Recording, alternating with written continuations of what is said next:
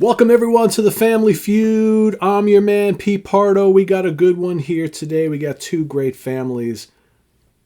Just wanted to do that once. I've been watching so much Family Feud with Steve Harvey of late. My wife and I usually watch that as like a little palate cleanser stuff. So I was like, he says the same thing every day. I kind of say the same thing every day on this show, right? But I wanted to say it like he does. So anyway, I am Pete Pardo. Thanks for watching, everybody. Greetings.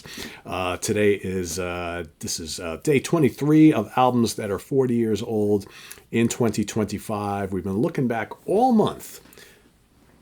22 days. Now today's 23 of celebrating albums from. Lost my train of thought there. Celebrating albums from 1985 that are turning 40 years old this year. They're celebrating their 40th birthdays and anniversaries.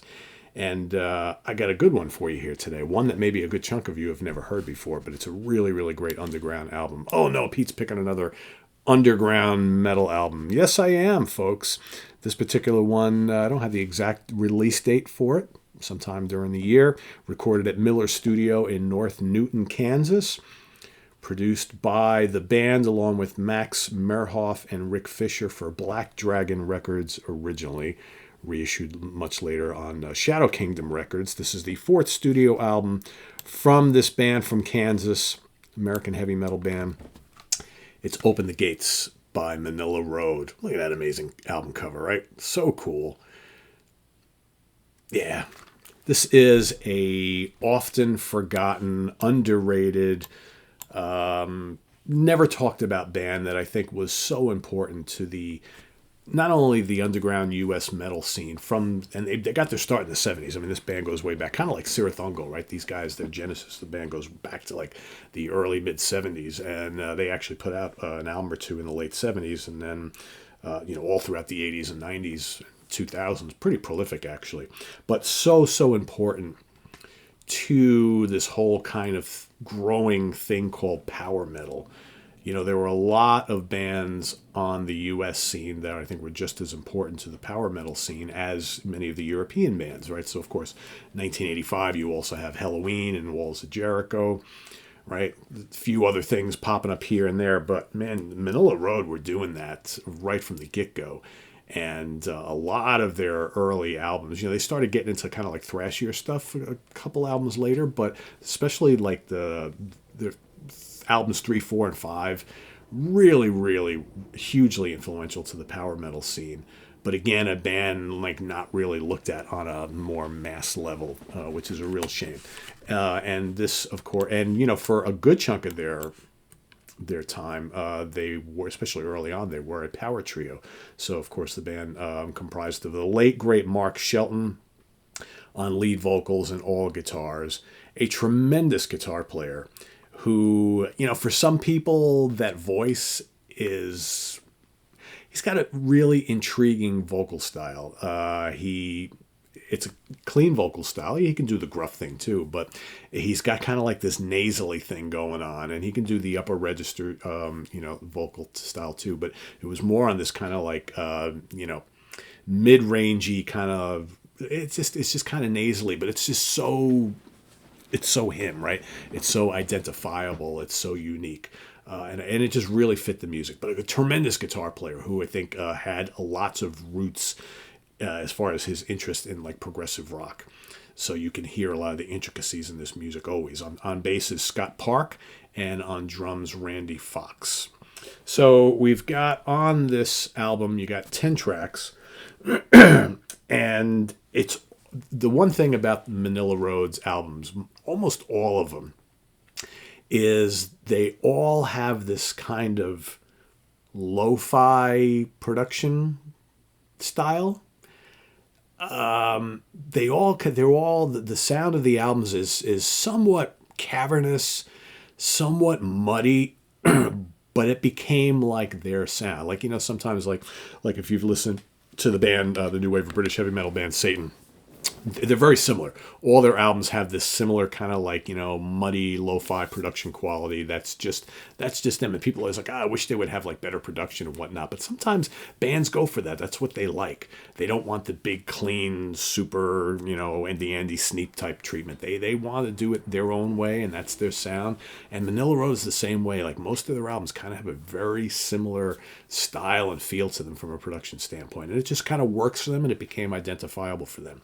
So it opens up with an amazing song called Metal Storm. This is a band. It's like if you're into metal and, you've dabbled in some of the more obscure bands, but you mostly listen to like more like the mainstreamy stuff. And you also like bands that like to inject a little bit of kind of like progressive tendencies in their music. You like great riffs and great solos and intricate arrangements, and you want something a little bit different and pretty heavy. I would definitely give this band a try. And most of their songs are pretty melodic. This is not like thrash.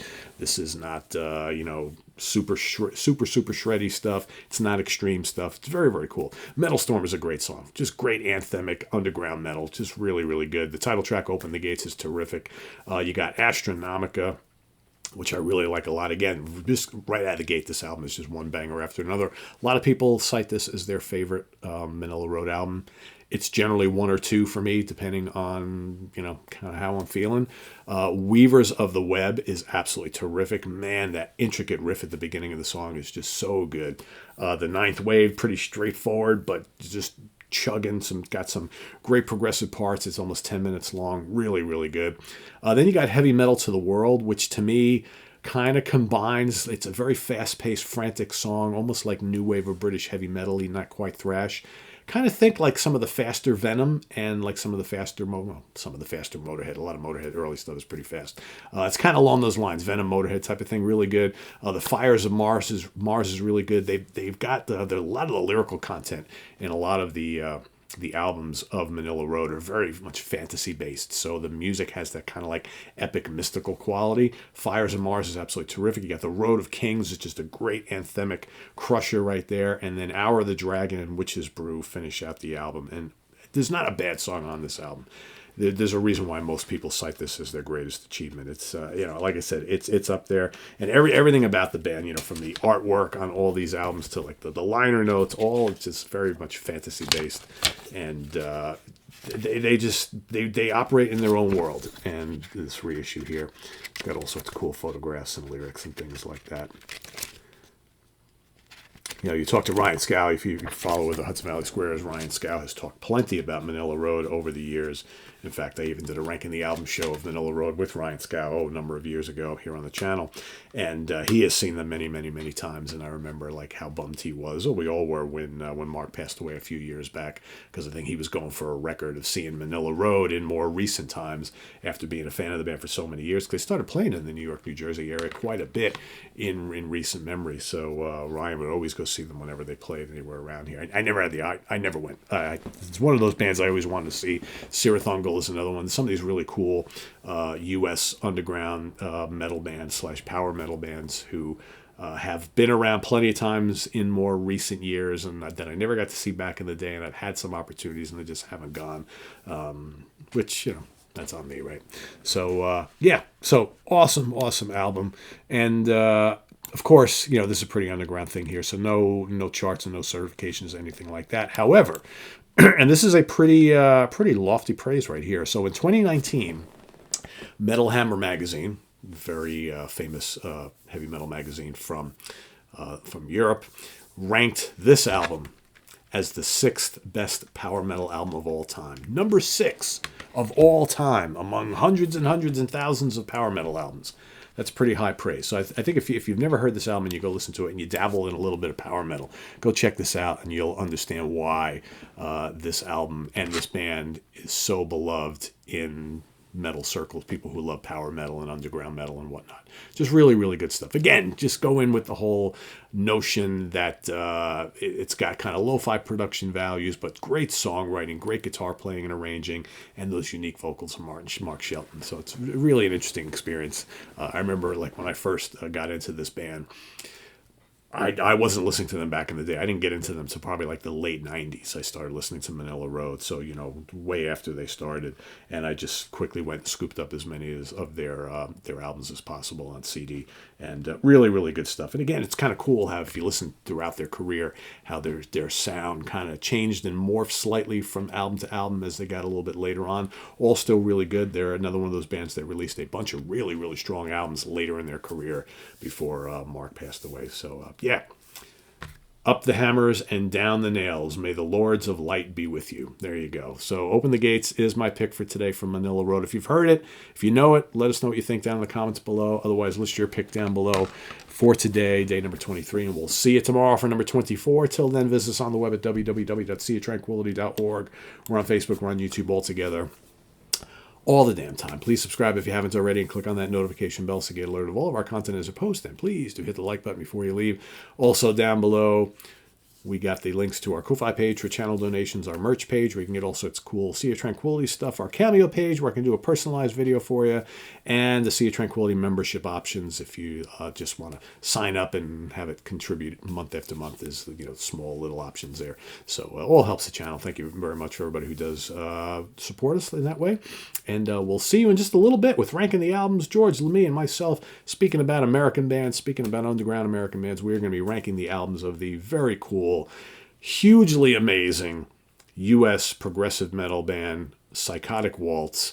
Got their start in the late 80s, continued up until about the mid-late 90s, then took a break for a long period of time and came back with a new album a couple of years ago. And 5 albums, all 5 amazing albums. We're going to rank them as we like them. Like I mentioned, if you dig like moody and atmospheric progressive metal with lots of technical stuff, lots of big heavy riffs and atmosphere and amazing vocals, and if you're a fan of like Fate's Warning, especially early Fate's Warning, and you've never listened to Psychotic Waltz, this is the episode for you, folks. So go check this out. George, Lemmy, and I will be ranking that in just a little bit, just under an hour. Till then, have a great rest of the weekend, everybody, and we'll see you soon here with more stuff. Take care. Bye-bye.